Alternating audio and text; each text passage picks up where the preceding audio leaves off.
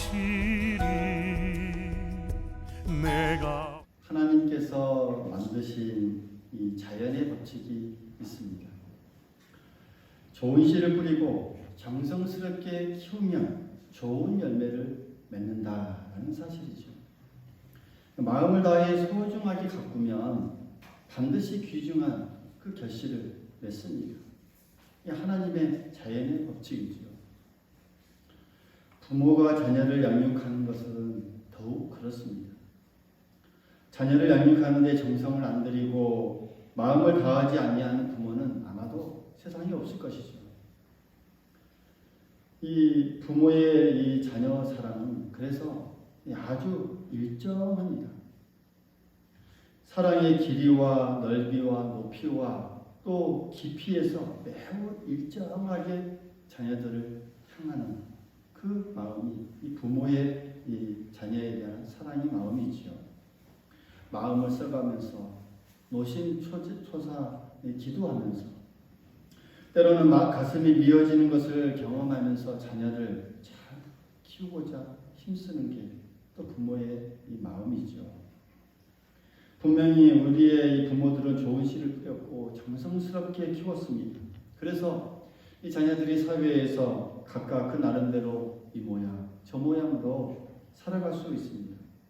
이 부모의 일정한 그 사랑이 있었기 때문이죠. 그런데 요즘 시대에 이 부모들에게 돌아오는 것은 그렇게 일정하지 않는 것 같습니다. 세대가 바뀌면서 핵가족 중심으로 바뀌면서 상당히 다르게 나타나는 것을 볼 수가 있죠. 가정의 중요성이 약해지고 부모 또 자녀 간의 정이 약해지는 그런 상황이 되어버렸고 결국 고스란히 지금의 부모 세대에게 그 피해가 다가오고 있지 않나라는 것을 생각해 봅니다. 모든 부모는 이 자식들만을 위해 살아간다라고 말해도 과언이 아닐 정도로 그렇게 살아갑니다. 또 그런 부모의 사랑을 듬뿍 받고 자녀들이 자라고 또 자랐습니다. 그런데 이렇게 자라난 그 자녀 세대가 부모를 극진히 모시지 않는다면 그 사회가 건강해질 수 있을까요? 그 사회는 건강하지 못하게 될 뿐만 아니라 이 기본 가치관이 흔들리는 그런 결과를 낳게 됩니다. 예부터 사람이 사람에게 해야 할 것 가운데 가장 최고의 것이 효도라고 말했죠. 하나님께서 우리에게 주신 그 10계명 가운데서도 사람 가운데서의 이 첫 계명이 바로 이 내 부모를 공경하라라는 말씀이 있을 정도로 하나님께서 가장 중요하게 생각하는 것 중에 하나죠.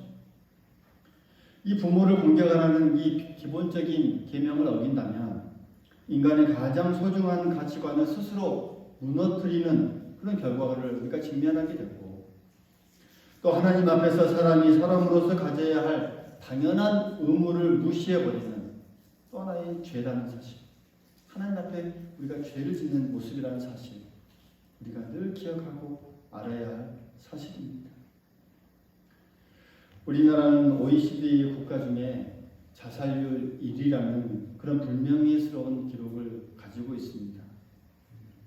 그 가운데서도 노년층 자살률은 해가 지날수록 높아지고 있는 실정입니다. 한 연구 보고에 의하면 다른 나라의 이 자살률은 10대부터 조금씩 많아지다가 이제 노년층에 접어들면 감소하거나 그것도 아주 소폭 증가하는 데 그치지만 우리나라는 10대부터 계속 증가하다가 노년층에 이르게 되면 그 증가율 폭이 다른 연령대와는 비교할 수 없을 정도로 확 높아진다고 합니다. 인구 10만 명당 노년층 자살률이 다른 나라는 20명에서 30명 정도에 그치지만 우리나라는 100명이 훨씬 넘습니다. 75세 이후로는 160명이 넘어섭니다. 그러니까 보통 나라의 한 8배 수준에 이르게 되죠. 그러니까 다른 나라에 비하여 아주 심각한 수준이다라고 말할 수 있습니다. 최근 10여 년 사이 노년층 자살률이 4배 이상 이 증가하는 치솟는 그 한국 사회의 어두운 단면을 적나라하게 보여주고 있다라고 말할 수 있습니다. 고도의 경쟁 성장을 달성하는 그 과정에서 가족 간 유대를 중시해 왔던 우리 사회의 가치관이 조금씩 소멸돼 가는 것을 여실히 보여주고 있는 그 증거입니다. 그간 한국 사회의 부모는 자식을 위해 모든 것을 바친다는 생각 속에서 평생을 일해왔고 또한 모든 가진 것, 이 재산까지 다 털어가면서 자식 교육을 위해 희생해 왔지만 이와는 달리 자녀 세대는 직장을 구하려고 부모들의 흩어져인 농촌을 벗어나게 되고 또 도시로 몰려들게 되면서 노부모 부양을 소홀히 하는 그런 상황이 되어버렸습니다. 이런 상황 속에서 이제 우리 사회가 이 부모 세대를 또 어르신 세대를 효도하는 가치관을 새롭게 세워나가면 안 된다라는 것. 정말 많은 학자들이 귀를 기울이고 있고 또 현 정부도 그렇죠. 계속 이것을 위해 힘쓰고 있는 이 사회의 실정입니다. 더군다나 이 부모 세대의 효도하는 가치관을 새롭게 세워나가야 할 어떤 시점이 아닌가라는 것들을 또 우리가 한번 생각해 볼 수 있습니다. 이러한 모든 문제를 바로잡아주고 중심을 잡아줄 수 있는 그런 방향, 그게 무엇일까요? 저는 신앙이라 생각합니다. 하나님을 믿는 신앙만이 이 모든 흐트러진 것을 바로잡아 줄 수 있습니다. 할렐루야. 우리가 성경을 바로 알고 믿음 안에 바로 선다면 이 부모를 공경하는 것 당연히 따라옵니다. 또 당연히 따라와야 되고요. 성경에 하나님께서 그것을 우리에게 말씀하고 있기 때문입니다. 어르신들을 섬기는 사회는 당연히 자연히 따라오게 됩니다. 또 어르신들의 삶과 질을 살피는 사회 역시 반드시 따라오게 됩니다. 그래서 우리나라가 이 기독교 인구가 감소하는 것, 또 한편으로는 걱정됩니다. 기독교 인구가 늘어날수록 그런 부분들이 더욱더 우리가 힘을 쓸 수 있는 영향이 있을 수 있는데 더 우리가 기도해야 할 부분이 아닌가라는 것을 생각해 봅니다. 우리가 자녀들을 그리스도 안에 서게 하고 믿음 안에 서게 해야 할 이유가 바로 여기에 있습니다. 지난주에 말씀드린 것처럼 부모 세대인 우리가 가정의 주체가 되어서 믿음을 전수하고 신앙을 전수해 나아가면서 하나님을 섬기는 신앙으로 우리 모든 가정, 자녀들이 살게 하는 것, 이것이 오늘날 무너진 가정을 바로 세우고 믿음의 세대를 이어가는 방법임을 지난주에 말씀드렸습니다.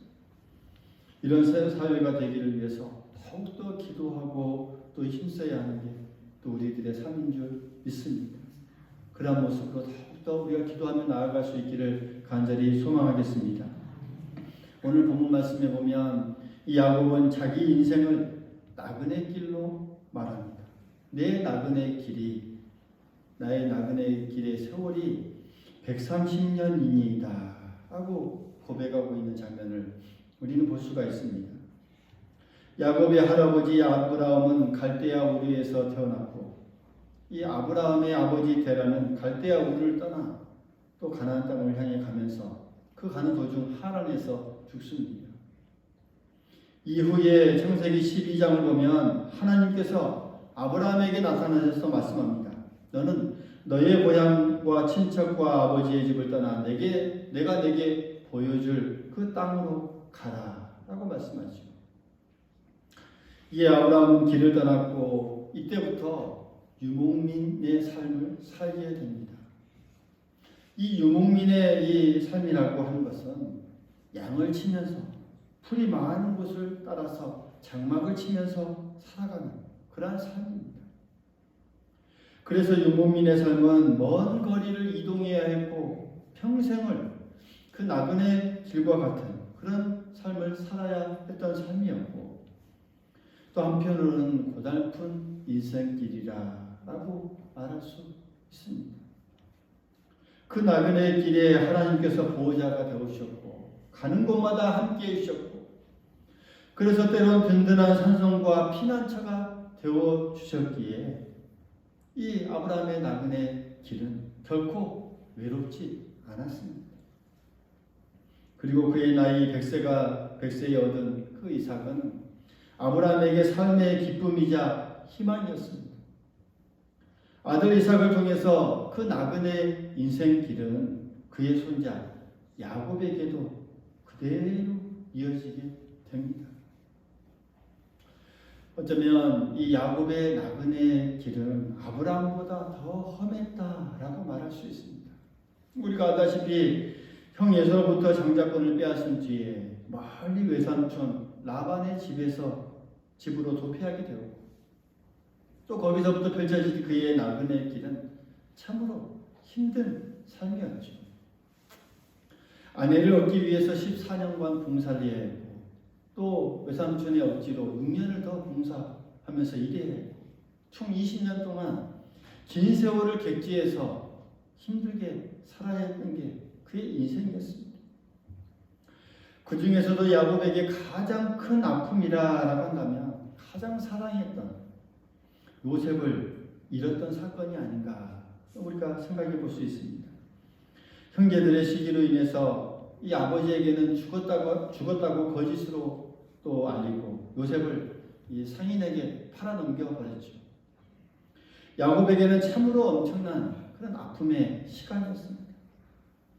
그 후에 형들에게 배신당한 요셉은 하나님의 보호하신 가운데, 하나님의 섭리하신 가운데 애굽의 총리에까지 오르게 되는 큰 은혜를 입게 되었고 또 시간이 많이 지난 후에 이제 형제들이 살던 이 가나안 땅에 큰 흉년이 들어서 먹을 것을 하나도 구하지 못하는 그런 상황이 되어서 이 애굽으로 곡식을 구하러 오게 되었고 그때서야 이 형제들과 또 요셉이 만나게 됩니다. 살아있는 아들 요셉과 뜨거운 만남을 하면서 이 아버지 야곱은 모든 것을 다 가진 것 마냥 기쁨을 표현합니다. 그 무엇보다 이보다 더 행복할 수 있을까요?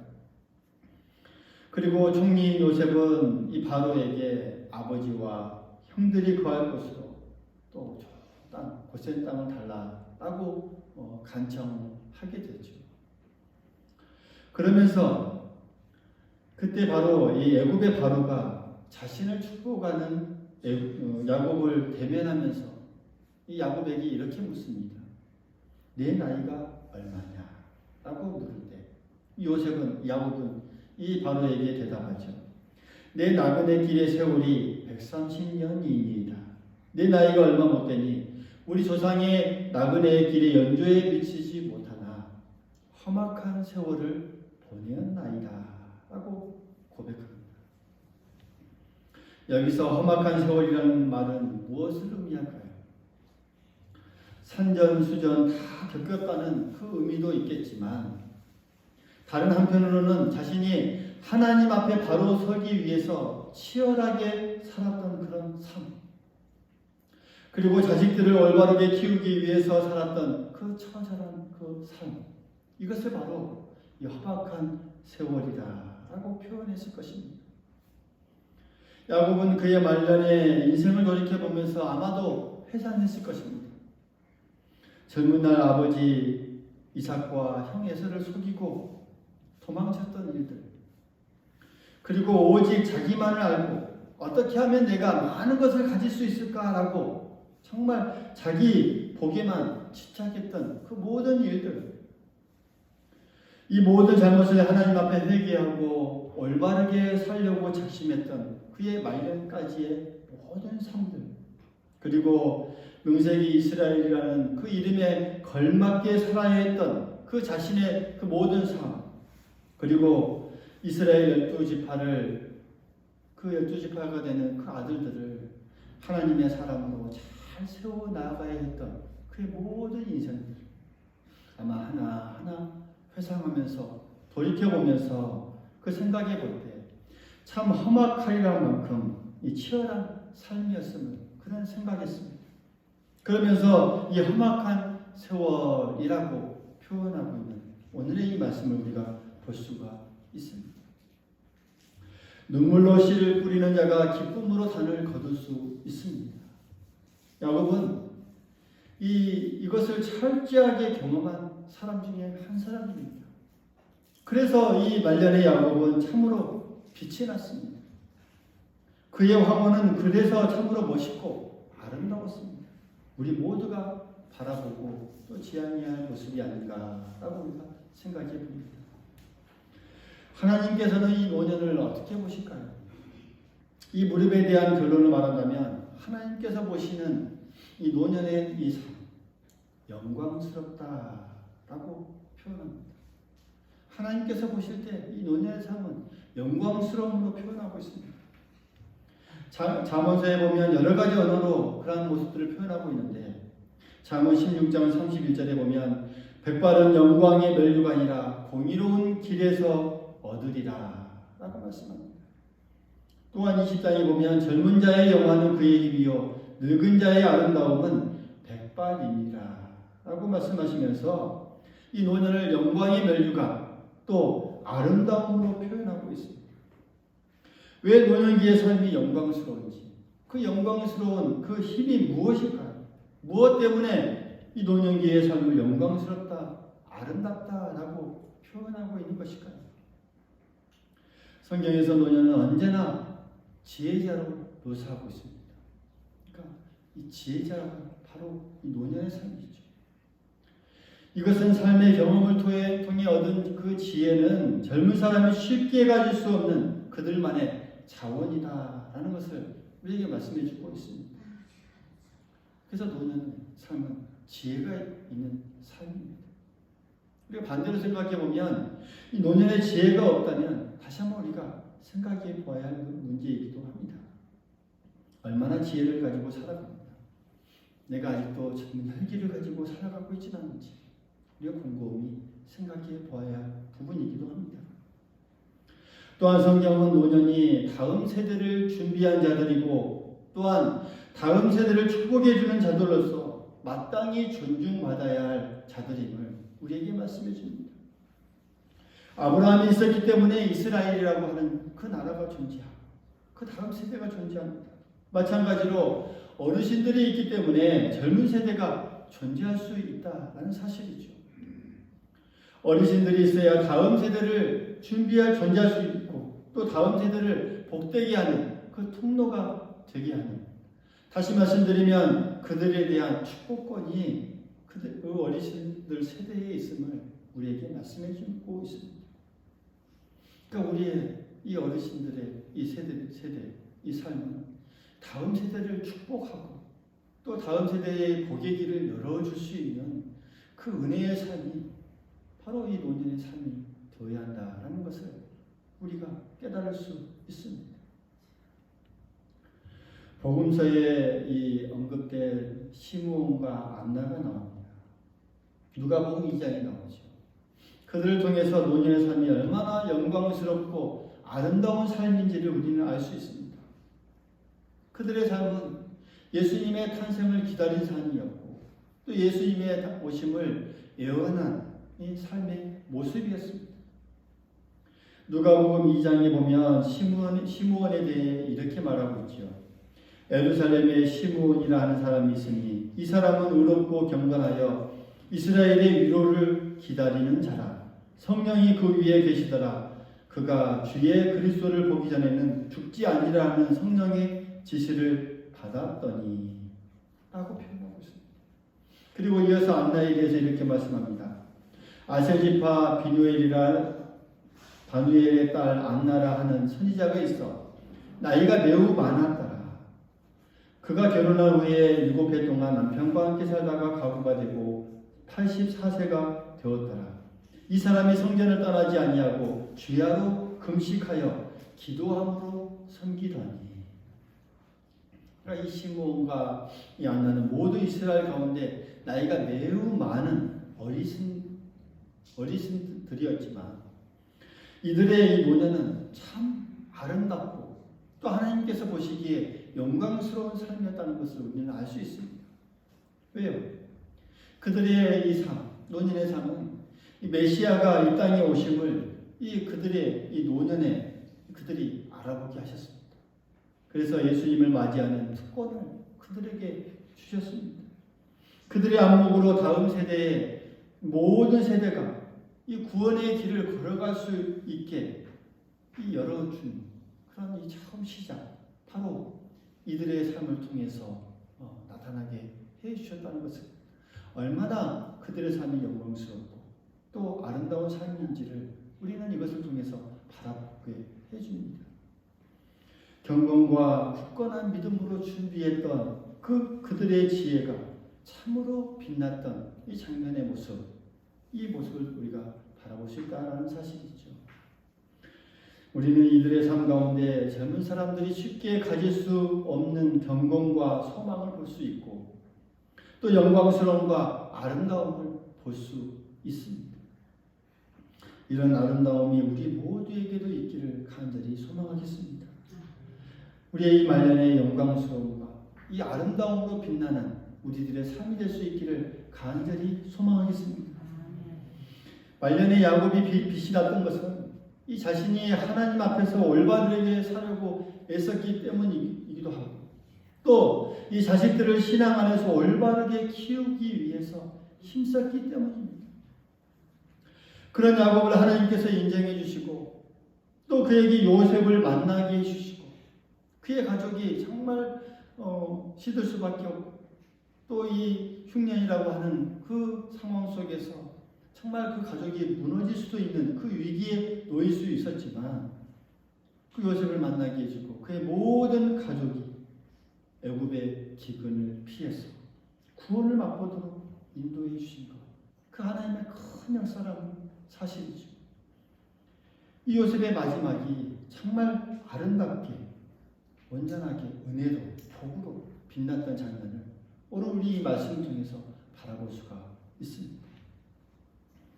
우리 모두가 그리고 또 언젠가는 그 노년의 길을 걷게 될 여기 있는 우리 모두가 이 빛나는 야곱의 이 말년처럼 복된 인생을 걸어가는 우리 모두가 될 수 있기를 간절히 소망하겠습니다. 그리고 말년의 시므온과 안나처럼 이 다음 세대의 이 주님, 구원의 주님을 소개하고 또 알려주고 그들에게 하나님의 사랑을 전달해 나아가는 정말 복된 삶을 살아가는 우리들의 모든 삶이 될 수 있기를 간절히 소망하겠습니다.